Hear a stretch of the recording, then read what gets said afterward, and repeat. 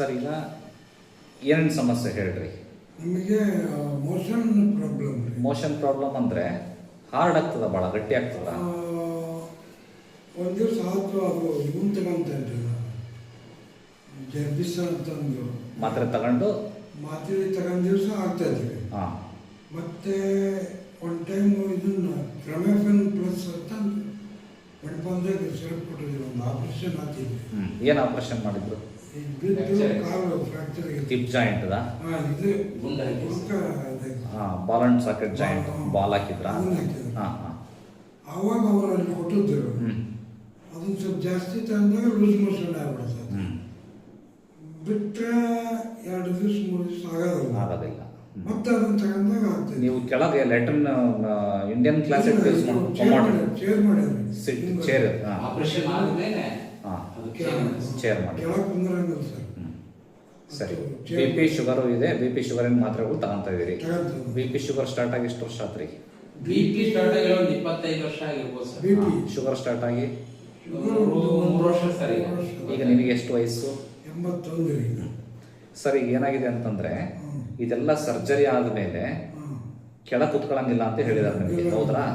ಮೇಲೆ ಚೇರ್ ಮೇಲೆ ಕುತ್ಕೋಬೇಕು, ಲ್ಯಾಟ್ರಿನ್ ಕುತ್ಕೊಳ್ಳೋದಾದ್ರೂ ಕೂಡ ಕಮೋಡ್ ಸ್ಟೈಲ್ ಚೇರ್ ಸ್ಟೈಲಲ್ಲೇ ಕುತ್ಕೋಬೇಕು ಅಂತ ಹೇಳಿದ್ದಾರೆ. ಆಮೇಲೆ ವಯಸ್ಸು ಬೇರೆ ಈಗ 70+ ಆಗಿದೆ ನಿನಗೆ, 80+ ಆಗಿದೆ. ಹಿಂಗಿದ್ದಾಗ ಏನಾಗುತ್ತಪ್ಪ ಅಂದ್ರೆ ಪೆರಿಸ್ಟಿಯಾಲ್ಟಿಕ್ ಮೂವ್ಮೆಂಟ್ ಅಂತ ಕಂಡಿರ್ತದೆ. ಕರುಳು ಮೂವ್ಮೆಂಟ್ ಆಗ್ತಿರ್ಬೇಕ್ರಿ, ಹೊಟ್ಟೆ ಯಾವಾಗಾರ ಒಂದ್ಸರಿ ಸೌಂಡ್ ಮಾಡ್ತಿರತ್ ನೋಡ್ರಿ, ಅದಕ್ಕೆ ಪೆರಿಸ್ಟಿಯಾಲ್ಟಿಕ್ ಮೂವ್ಮೆಂಟ್. ಈಗ ವೇವ್ಸ್ ಇದ್ದಂಗೆ ನೀರಿನ ಅಲೆ ತರ ಕರುಳುಗಳು ಮೂವ್ಮೆಂಟ್ ಮಾಡ್ತಾ ಇರಬೇಕು. ಆ ಮೂವ್ಮೆಂಟ್ ಆಗಕ್ಕೆ ಏನ್ ಬೇಕಪ್ಪ ಅಂದ್ರೆ ದೇಹದ ಮೂವ್ಮೆಂಟ್ ಆಗಬೇಕು.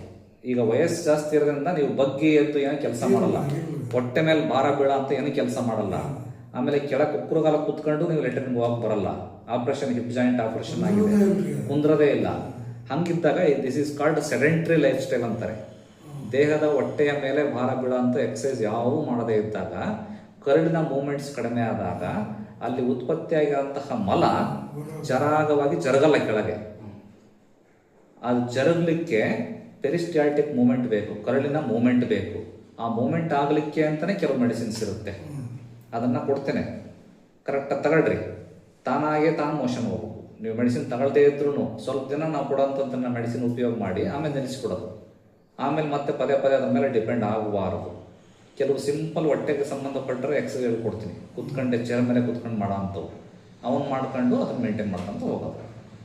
ಅದರ್ವೈಸ್ ಸುಮ್ಮನೆ ನೀವು ಯಾವಾಗ ಮಾತ್ರೆ ತಗೊಂಡು ಮೋಷನ್ ಆಗೋದು ಅದು ಆಗಬಾರ್ದು. ಪ್ರತಿ ಸರಿನೂ ಜಾಸ್ತಿ ಆಗ್ಬಿಡ್ತದೆ. ಮತ್ತೆ 2 ದಿವಸ ಅದು ಮೋಷನ್ ಅನ್ನ ನಾರ್ಮಲ್ ಮಾಡಲ್ರಿ, ಅದು ಜಾಡಿಸುತ್ತೆ. ಮೊದಲು ಹಾರ್ಡ್ ಹೋಗ್ತದೆ, ಆಮೇಲೆ ಜಾಡಿಸ್ತದೆ. ಹಂಗಾದ ಸುಸ್ತಾಗ್ಬಿಡುತ್ತೆ. ಅದಾಗಬಾರ್ದು. ತಾನಾಗೆ ನ್ಯಾಚುರಲ್ ಆಗಂಥದ್ದು. ನಾನು ಪ್ರೆಷರ್ ಕೊಟ್ಟು ಹೊಟ್ಟೆ ನೋವು ಬಂದ್ಬಿಡುತ್ತೆ. ಅತಿ ಪ್ರೆಷರ್ ಕೊಟ್ಟಾಗ ಹೊಟ್ಟೆ ಮೇಲ್ಭಾಗದಲ್ಲಿ ನೋವು ಬರುತ್ತೆ, ಒಕ್ಕಳದಿಂದ ಮೇಲೆ. ನಾನು ಹೇಳ್ದಂಗೆ ಮಾಡ್ಕೊಂತ ಹೋಗ್ರಿ. ಕೆಲವು ಸ್ವಲ್ಪ ಸಿಂಪಲ್ ಪತ್ತೆ ಇರ್ತದೆ, ಅಷ್ಟು ಮಾಡ್ಕೊಂತ ಹೋಗೋದು. ನಮ್ಮವು ಯಾವ ಸೈಡ್ ಎಫೆಕ್ಟ್ ಇರಲ್ಲ, ಪ್ಯೂರ್ಲಿ ಆಯುರ್ವೇದಿಕ್ಕು ಎಲ್ಲ ಗಿಡಮೂಲಿಕೆಯಿಂದ ಮಾಡಿರೋಂಥದ್ದು. ಯಾವ ರೀತಿ ಸೈಡ್ ಎಫೆಕ್ಟ್ ಇರೋಂಗಿಲ್ಲ. ನಿಮಗೆ ಕೊಡೋಂಥ ಔಷಧಿಗಳನ್ನ ನಾನು ತಿಂದು ತೋರಿಸ್ತೀನಿ, ಅಷ್ಟು ಸೇಫ್ ಮೆಡಿಸಿನ್ಸ್ ಇರುತ್ತೆ.